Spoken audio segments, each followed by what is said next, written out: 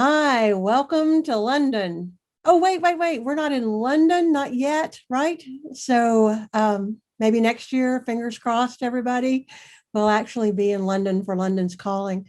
But I'm excited to be here today to talk with you and to share with you about the world's shortest job description, Make New Friends. My name is Melissa Hill Dees. I'm a founding partner at Hands on Connect Cloud Solutions. I've been involved with Salesforce now for about 11 years working in the product and around the product. And before that was in nonprofits with Habitat for Humanity, with volunteer centers and United Ways, as an executive director and a volunteer leader. And about 6 years ago, I decided that I wanted to be able to scale what I was doing to make the world a better place. And that is when I came on board with Hands on Connect and started really working to leverage Salesforce for the benefit of nonprofits and for what we were doing in the world. In 2019, my actual job description after my annual review was Make New Friends. I thought I had died and gone to heaven. I love people. So 2019 may go down as the banner year in my life.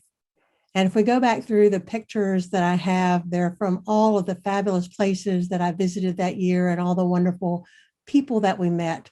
So the vision really was to make new friends. And how did I do that? Networking. And of course, that's a little bit about what this presentation is all about. Networking really needs to be intentional. It can be difficult, it can be uncomfortable, and it can totally backfire sometimes. So why? Why in the world would we want to network? Why is it so important? Well, when I was in college, a professor had us read Secrets of Closing the Sale. And that was the first time I ever considered that a truly successful person was always selling, if not a product, then themselves. And so how you sell is incredibly important. Success is not the high pressure used car dealer that has made sales an ugly word. And I apologize in advance to any used car dealers out there. The first contact anyone makes with me regarding our product, the very first question I ask is, how can Hands on Connect help you? And that's truly what I want to do. I want to be able to help. We all know that word of mouth is the best recommendation, even in a marketing group, right? And so being that connector, getting to know people, networking, that is one of the key critical parts of being that connector. I also realized this year why people pay immense amounts of money to go to an Ivy League university. So hard to believe that, I'm today old learning this, but if you've ever really thought about it, it's the networks that you build in college and the extended networks that they draw on once they graduate, right? There's a reason that the good old boy network works. So like Sally Krawcheck, I'm a big believer in creating our own networks. That's one of the most brilliant things that has happened in the Salesforce ecosystem. London's Calling is its own network. And the people that put on this particular program and the people that you meet and learn from, that's critical. That's an important part of networking. And of course, we can't talk about why we should network and not include Mark Benioff. His network is incredibly varied, from Thich Nhat Hanh, the father of mindfulness, to Lars Ulrich of Metallica. No telling who he has on speed dial. And that is how he's able to get things done that are important and get them done quickly. Personally, I love networking because I think people are fascinating. This is what my husband says that I sound like when I talk about all the brilliant people that I meet in the Salesforce ecosystem. My, I'll bet you monsters lead interesting lives. I said to my girlfriend just the other day, gee, I'll bet monsters are interesting, I said. The places you must go and the things you must see, my stars. And I'll bet you meet a lot of interesting people, too. I'm always interested interested in meeting interesting people? And I do. I meet the most interesting people. And that is what networking is all about. To be able to have that genuine interest in other people, building the relationships, and then broadening my sphere, right, to make the world a better place. So, how do we make all that happen? That's the hard part, right? How do you network? And especially if you're not disturbingly extroverted and energetic like I am. So, here are some tips on how to actually make that happen. One of the biggest mistakes that I made coming into the Salesforce ecosystem was imagining that there was some structured criteria for belonging. I missed out on so much because I assumed that there were clubs that I was not a part of. I was invited to attend a pre-Dreamforce gathering in 2018 for Ladies Be Architects and WIT Devs. See me in the picture? No, you don't. Because I didn't get in the group picture because I felt like I hadn't joined either of those groups. Luckily, there are other photos, and you don't have to join everything, but be a part of something. That's one of the very simplest ways to network. Another way is just to be there, to show up, right? Go to a conference, spend an hour in a user group meeting, have a conversation with someone, join in a conversation on Twitter. Charlie Isaacs, if you haven't met him, be sure you meet him at an event.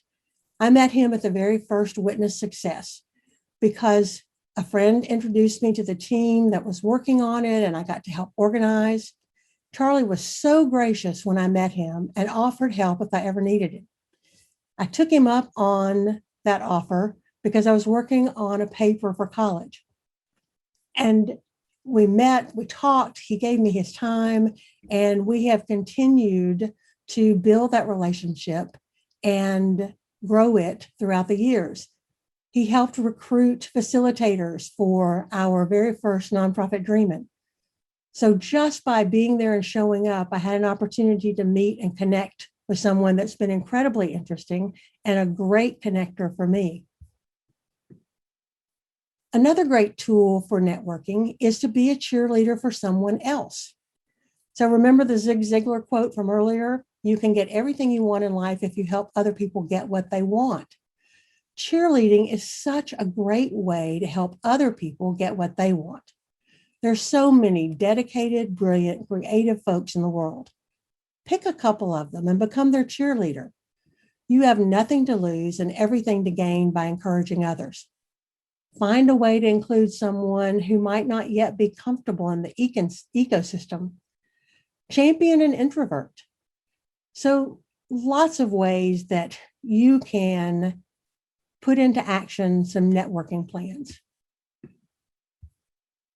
Sure, that's easy, you say, but lots of tips and tricks, other ways that you can get involved here. The sticker mail swap. If you've seen that, I can, reach out to me on Twitter. I'll get you connected there. Ohana pairs. There are affinity groups. So whether you like to cook or knit or be fit, look for those hashtags. They're out there, just people that have a common interest to you do. There are, when we get back to in real life, and Lord knows we hope that's soon, right? Sit at a table where you don't know anyone. I can't tell you how many times I've gone with a team of people to a conference and my whole team wants to sit together. And I've told them, no, absolutely not. Go sit with someone we don't know. Everybody's spread out. That's the way you network. Sit with someone that's sitting alone. I made a great acquaintance that way again, at Witness Success, a young woman who is on her way up in the ecosystem today. So be aware of commonalities, no matter where you live and who you are, especially now in this virtual world. We can meet and network with folks from around the globe, and there are always commonalities. So let people know what's important to you. That's a bit of that personal branding, right? If I say bacon, who do you think of? Eric Dreschfield, right? When I asked Louise Lockey today, what should I wear for this presentation, am I going to be on camera? She said, yes, you're going to be on camera, and wear your pearls, because that's what people associate with me. So it gives you a way to network and to have that, a little bit of that branding doesn't hurt. So sending handwritten notes, checking in with people, catching up on the news of the day, just to know who to contact. Some little simple, easy ways that you don't have to be quite as obnoxiously extroverted as I am. And what if you are an introvert? There is a difference between introverts and extroverts. Luckily, between social media and the pandemic, it doesn't seem to matter as much. So, met and talked with a young man on Twitter for eons, and very interactive, and he shows up and he's a part of things, and come to find out he is an introvert. I would have never guessed. But he doesn't appreciate speaking in front of people. He doesn't interrupt and be obnoxious as I am. But he does want to network and does want to get to know folks. So as an extrovert, sometimes finding the quieter folks that don't speak up and lending your voice to them is a great way to network and to build those relationships. Another excuse that I hear for not networking is, well, I don't know anyone. So start somewhere, right? That's the thing. That's the way you build a network, is by starting somewhere. And in 2018, I had very few followers on Twitter. And Eric Dreschfield had 15,000. And so I set a goal, right? I never really used Twitter. I have over 4,000 followers now, which to me is huge. And people are fascinating. And I'm genuinely interested in all of the things that people are doing and that I'm learning. So hashtag Food Force actually started as a fun way during the pandemic to point out all the fabulous cooking that people were doing. So find an interest, follow an interest, make a comment. These obstacles that we encounter, right? I'm an introvert. I don't know anyone. These are all these obstacles to actually networking.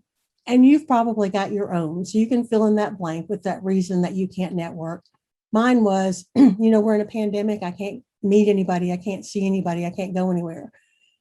All those obstacles can be overcome. So how do you know your networking is successful?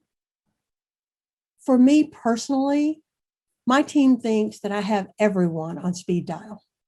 If it has to do with Salesforce, they ping me and ask me to, quote, work my magic. I don't know everything. In fact, there are so many people with more technical skills and more knowledge than I have, but I know those people. So I tell them, I don't know everything, but I know people who do. And that's a great measure of the success of networking.